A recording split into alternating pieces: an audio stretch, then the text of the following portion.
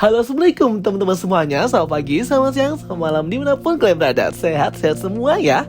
Oke teman-teman semuanya, di video kali ini kita akan ngebahas ya tentang series She-Hulk Attorney at Law.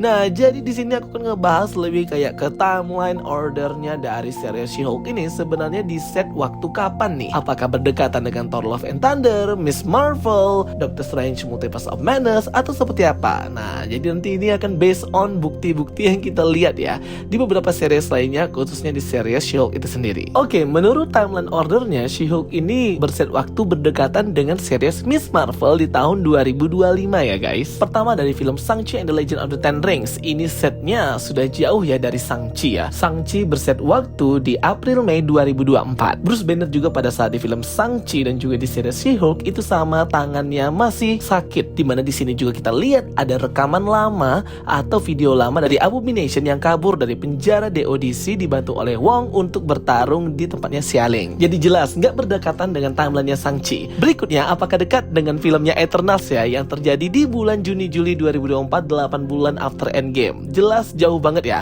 karena kita sudah lihat nih ada beritanya tentang kemunculan Celestial Tiamut dari dalam laut di berita elektronik di series She-Hulk yang ini. Oke, berarti timelinenya nggak deketan ya teman-teman. Berikutnya, jelas banget ya series She-Hulk ini terjadi sesudah event Doctor Strange Multiverse of Madness.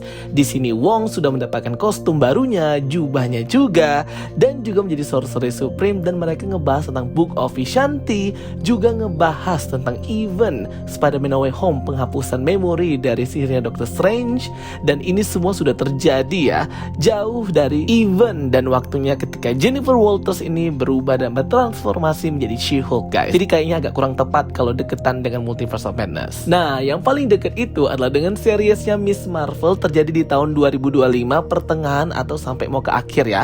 Deketan juga nih dengan timeline ordernya di film Thor Love and Thunder guys. Kenapa aku ngomongnya lebih dekat ke Miss Marvel? Karena di sini pada episode kedua kita lihat ya di post credit scene-nya terlihat DODC itu memajang fotonya Titania guys. Di sini guys, bisa kalian lihat ya, ini adalah Titania Jamila Jamil. Jadi memang DODC ini sudah mengobservasi ya makhluk-makhluk, manusia-manusia super semakin lama semakin banyak bermunculan. Nah, yang foto sebelahnya ini sepertinya juga Mr. Immortal ya, seorang manusia super juga yang nantinya akan muncul di series She-Hulk, tapi nggak tahu episode berapa guys. Jadi ini memang sudah diobservasi dan sudah ditandai ya oleh DODC ini mana saja yang nge-treat atau manusia-manusia super yang baru. Yang jelas kemunculan Titania sebagai superhuman itu terjadi awal ya daripada si Jennifer Walters yang berubah menjadi She-Hulk.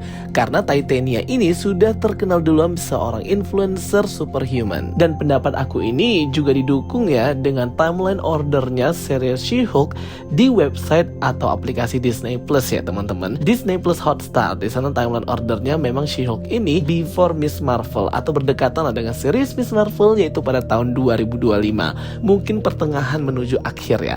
Karena kalau 2025 awal itu pada saat kejadian Doctor Strange Multiverse of Madness dan berdekatan dengan Spider-Man No Way Home. Jangan salah ya teman-teman, timeline order itu sangat berpengaruh dan harus banget kita ketahui ya kalau kita ngikutin film-film dan seriesnya Marvel Cinematic Universe. Karena semuanya itu terkoneksi gitu ya teman-teman.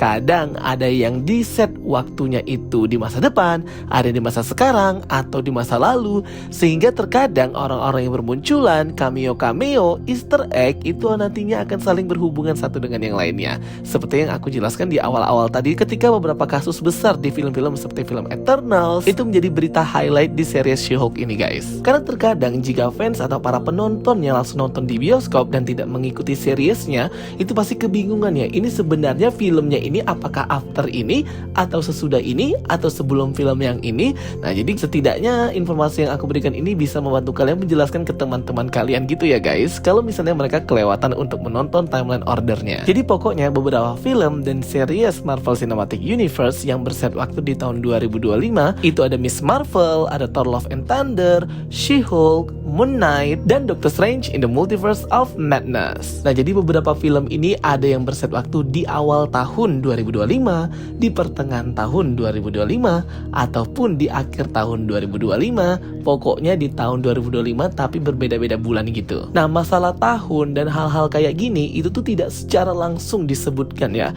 dalam suatu series ataupun film-film Marvel.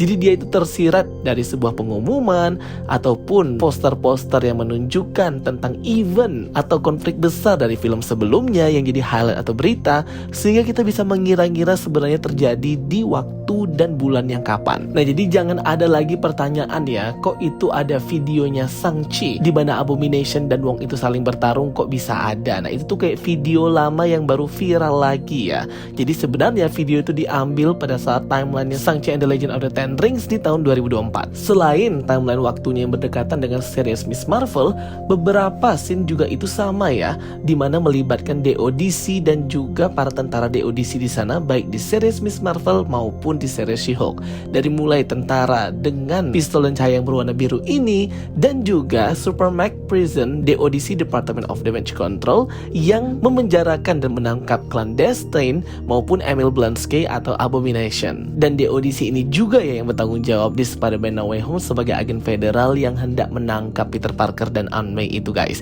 Tapi untungnya ada Matt Murdock atau si Daredevil, yang memang nanti Daredevil atau Matt Murdock juga akan muncul di series She-Hulk, tapi kita nggak tahu di episode kapan.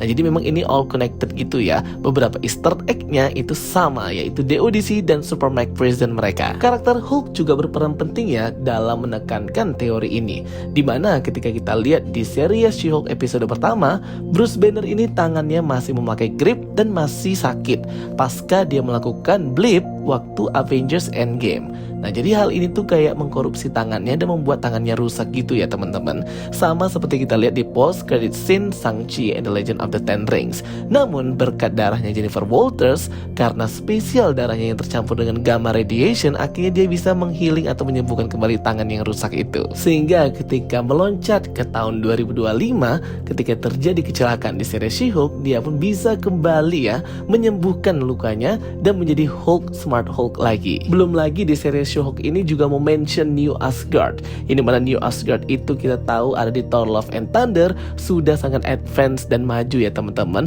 Pariwisatanya menjadi salah satu pemasukan ekonomi yang paling tinggi di New Asgard, yang juga berset waktu timelinenya di tahun 2025. Oke teman-teman semuanya, jadi itu ya penjelasan dari aku tentang video ini, timeline series She-Hulk Attorney at Law. Semoga bisa membantu kalian dalam memahami sebenarnya set waktunya She-Hulk ini berada pada tahun berapa dan connect-nya ke series dan film yang mana saja yang berdekatan dengan itu. Belum lagi kan akan banyak cameo ya yang ada di series She-Hulk ini. Ada Daredevil, Wong, Emil Blonsky, yang pastinya akan menyumbangsi juga ya karakter mereka tentang plot alur ceritanya dan bagaimana bisa connect ke film-film yang sudah tayang di MCU ini guys. Apalagi si Daredevil, Matt Murdock, semoga aja nanti di series ini adalah dia menyinggung sedikit ya tentang menangani kasus seorang remaja ya, yang dimana dia sudah lupa namanya Peter Parker karena sihirnya Doctor Strange. Ini sih agak aneh ya, membuktikan betapa hebatnya penghapusan memori sihirnya Doctor Strange. Oke teman-teman semuanya, thank you for watching my video.